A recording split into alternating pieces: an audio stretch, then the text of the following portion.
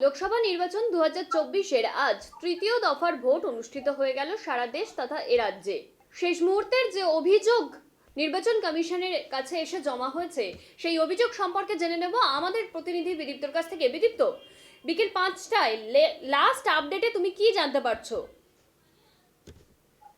দেখো সুমি, তোমাকে প্রথমেই যেটা জানিয়ে রাখবো, ইতিমধ্যেই যেটা উল্লেখযোগ্য পরায়ণভাবে কিন্তু লাস্ট বিকাল 5টা পর্যন্ত কিন্তু ইতিমধ্যেই অভিযোগের যে পাহাড়, সেই অভিযোগের পাহাড়ের সংখ্যা এসে দাঁড়ালো সব মিলিয়ে 433। এবং উল্লেখযোগ্য পরায়ণভাবে ইতিমধ্যেই যদি বিভিন্ন রাজনৈতিক দলের তরফ থেকে সেই অভিযোগের যদি পুনর্বিশ্লেষণ করতে যাই, তাদের তরফ থেকে যে অভিযোগপত্র এসে জমা পড়েছে, এরকমটা জানাচ্ছে যে ভারতীয় জনতা পার্টি অর্থাৎ বিজেপির তরফ থেকে ইতিমধ্যেই কিন্তু অভিযোগপত্র এসে জমা এসে পড়েছে 27টা, এবং অল ইন্ডিয়া তৃণমূল কংগ্রেসের তরফ থেকে মূলত অভিযোগপত্রের সংখ্যা জমা এসে পড়েছে কিন্তু 18টা। এবং অন্যদিকে দাঁড়িয়ে বামেদের তরফ থেকে অর্থাৎ সিপিএম এর তরফ থেকে অভিযোগপত্রের সংখ্যা এসে দাঁড়িয়েছে মূলত 163টা, এবং অন্যদিকে দাঁড়িয়ে কংগ্রেসের তরফ থেকে এসে তাদের যে অভিযোগপত্রের সংখ্যা, তাদের সংখ্যাটা এসে দাঁড়িয়েছে কিন্তু মূলত 29টা।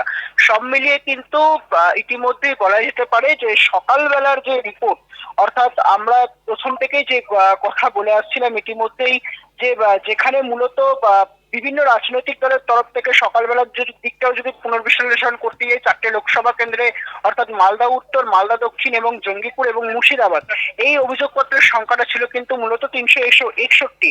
মালদা জেলায় কিন্তু মূলত 63টি অভিযোগ জমা এসে পড়েছে। আর দুপুর 2টোর মধ্যে মূলত তৃতীয় দফার যে লোকসভা নির্বাচন, 4টে লোকসভা কেন্দ্রে উল্লেখযোগ্য পরায়ণভাবে সেখানে বিভিন্ন রাজনৈতিক শিবিরের তরফ থেকে যে অভিযোগপত্রের সংখ্যা, তার কিন্তু সংখ্যা এসে দাঁড়িয়েছে মূলত 361টি। এবং সেখানেও কিন্তু ইতিমধ্যেই বিজেপির তরফ থেকে অভিযোগ এসে জমা পড়েছিল 10টি, সিপিএম এর তরফ থেকে কিন্তু মূলত 153টি, তৃণমূল কংগ্রেসের তরফ থেকে মূলত 17টি, এবং কংগ্রেসের তরফ থেকে কিন্তু মূলত জমা পড়েছিল 25টি। আবারও বলে রাখি, এই সমস্ত অভিযোগগুলো কিন্তু মুখ্য নির্বাচনী আধিকারিকের দপ্তরে সিএমএস এর এবং বিভিন্ন রাজনৈতিক শিবির যারা রয়েছেন তারা কিন্তু মেল মারফত এবং এনডিআরএস এর মাধ্যমে কিন্তু তারা এই অভিযোগপত্রগুলি দায়ের করছে। অন্যদিকে দাঁড়িয়ে কিন্তু ইতিমধ্যেই বলা যেতে পারে এই বামেদের কিন্তু ইতিমধ্যেই অভিযোগের পাহাড় তারা কিন্তু ভুরি ভুরি, যেটা যেমন জানাচ্ছেন মুখ্য নির্বাচনী আধিকারিকের দপ্তরে। ইতিমধ্যে বিকাল 5টার চিত্রটাও কিন্তু যদি দেখি, সেখানে বামেদের অভিযোগ পাহাড় সংখ্যাটা কিন্তু ইতিমধ্যেই বেশি রয়েছে। কারণ ইতিমধ্যেই আমরা প্রত্যেকেই জানি মুর্শিদাবাদ, এই মুর্শিদাবাদ থেকেই কিন্তু বামেদের তরফ থেকে যে অভিযোগের পাহাড়, সেটা কিন্তু ভুরি ভুরি আসছে। কারণ ইতিমধ্যেই মুর্শিদাবাদে যিনি লোকসভা প্রার্থী হয়েছেন সিপিএম এর তরফ থেকে, তিনি হচ্ছেন মোহাম্মদ সেলিম। তাকে কিন্তু আজ সকাল থেকে বিভিন্ন জায়গায় মুর্শিদাবাদের যে সকল জায়গাগুলো রয়েছেন, তিনি যে সকল জায়গায় যান, তাকে কিন্তু সকাল থেকে দিনভর আজকে স্লোগান সেখানে পেতে হয়, এবং যার কারণে তিনি নিজেও কিন্তু একজন ভুয়ো সিপিএম এর যিনি এজেন্ট রয়েছেন, তাকে একজন ভুয়ো ভোটারকেও তিনি ধরেন এবং এজেন্টকেও তিনি কিন্তু ধরেন। এই নিয়ে কিন্তু দিকে দিকে আজকে উত্তপ্তময় পরিস্থিতি তৈরি হয় মুর্শিদাবাদকে কেন্দ্র করে বামেদের তরফ থেকে। এবং অন্যদিকে দাঁড়িয়ে কিন্তু এখন বাকি রইল বিকাল 6টা পর্যন্ত যে ভোট গ্রহণ প্রক্রিয়া শুরু হবে, সেখানে কিন্তু অভিযোগের পাহাড় পত্র কিন্তু ইতিমধ্যে মুর্শিদাবাদ থেকে আসছে। এখনটাই দেখার বিষয় যে বিকাল 5টার যে আপডেট, সেই 5টার আপডেট অনুযায়ী যদি বলতে চাই, সেক্ষেত্রে দাঁড়িয়ে কিন্তু মূলত ইতিমধ্যেই যেমনটা আমরা জানতে পারছি যে অভিযোগের পত্রের পাহাড় এসে জমা পড়েছে কিন্তু মূলত 431টা। তার মধ্যে সর্বোপরি কিন্তু ইতিমধ্যে সিপিএম এর সংখ্যাটাই অনেকটা বেশি, কারণ বামেদের তরফ থেকে সেখানে 5টার আপডেট অনুযায়ী অভিযোগপত্রের সংখ্যা কিন্তু মূলত 163টি, এবং বিজেপির তরফ থেকে 27টি, তৃণমূল কংগ্রেসের তরফ থেকে মূলত 18টি, এবং কংগ্রেসের তরফ থেকে মূলত 29টি।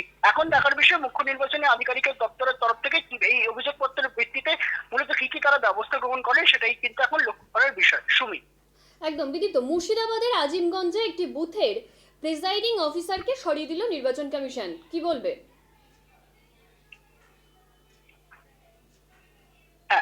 ইতিমধ্যেই কিন্তু প্রিসাইডিং যে অফিসারকে আজকে সরিয়ে দেওয়া হলো, সেই ঘটনার পরিপ্রেক্ষিতে যদি বলে রাখি যে মূলত কমিশন সূত্রে আমরা যেমনটা জানতে পারছি যে ওই প্রিসাইডিং অফিসার ওই স্কুলেরই ওখানকার যিনি প্রধান শিক্ষিকা ছিলেন, ভুলক্রমে তারা ওখানে পোস্টিং হয়। সকাল থেকেই তার বিভিন্ন রকম ভাবে কিন্তু তাকে উত্তপ্তময় করা হয়, এবং যার কারণে তার তিনি পরিস্থিতি সামাল দিতে না পারে, তার মাথাটা হঠাৎ করে গরম হয়ে যায়, এবং এর ফলে কিন্তু ভোটার এবং অন্যান্য অফিসারদের সঙ্গে একটা বাকবিতণ্ডার সৃষ্টি হয়। অর্থাৎ কথা কাটাকাটি পরিস্থিতিতে পৌঁছায় যখন, তখন তারপরেই দুপুর 1টা নাগাদ কিন্তু তাকে সরিয়ে দেওয়া হয়।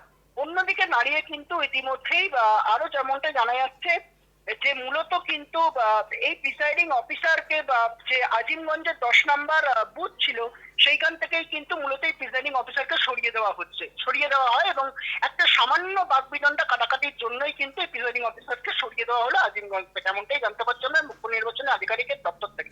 শুনুন। ধন্যবাদ বিদীপ্ত, সঙ্গে থাকো, পরবর্তী সমস্ত খবরের আপডেট তোমার কাছ থেকে নিতে থাকবো।